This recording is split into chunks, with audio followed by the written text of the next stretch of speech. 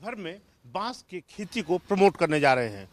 प्रधानमंत्री के पास तमाम योजनाएं हैं और उसमें तमाम नौकरशाह भी लगे हुए हैं और इस काम को बाखूबी अंजाम दे रहे हैं नीरज मुत्था जी। नीरज जी, आपने प्रधानमंत्री के इस महत्वाकांक्षी प्रोजेक्ट में हैं और आपको क्या लगता है बांस जो है आने वाले दिनों में लकड़ी का विकल्प बन जाएगा, टीक वुड का विकल्प बन जाएगा, शीशम की लकड़ी का विकल्प बन जाएगा?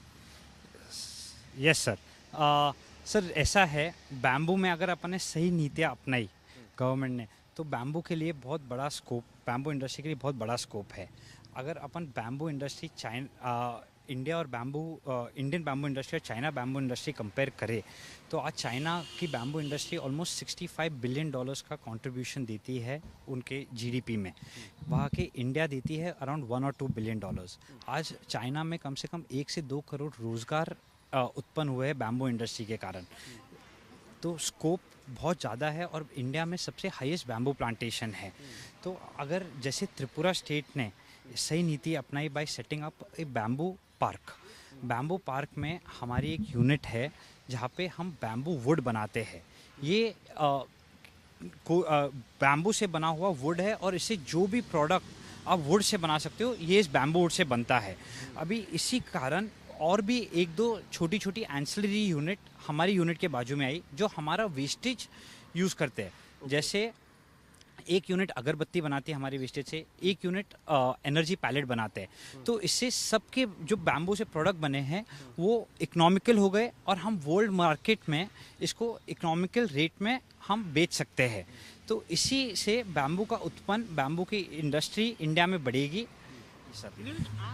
नीरज जी, जो प्रधानमंत्री की योजना है अभी तमाम राज्य लागू कर रहे हैं, आपको क्या लगता है कि सबसे ज़्यादा जो नॉर्थ ईस्ट के हैं वहाँ पे चूंकि पहाड़ी इलाका है तो शायद वहाँ पे बांस की खेती आसान होगी, या सभी राज्यों में सामान्य तौर पे हो सकती है? राजस्थान के सूखे में भी बांस हो सकता है और असम में भी हो सकता है। सर बैम्बू की एक खूबियाँ है, जो भी वेस्ट लैंड है फार्मर्स का, आज उस पर बैम्बू का अपन we can grow bamboo sir on that.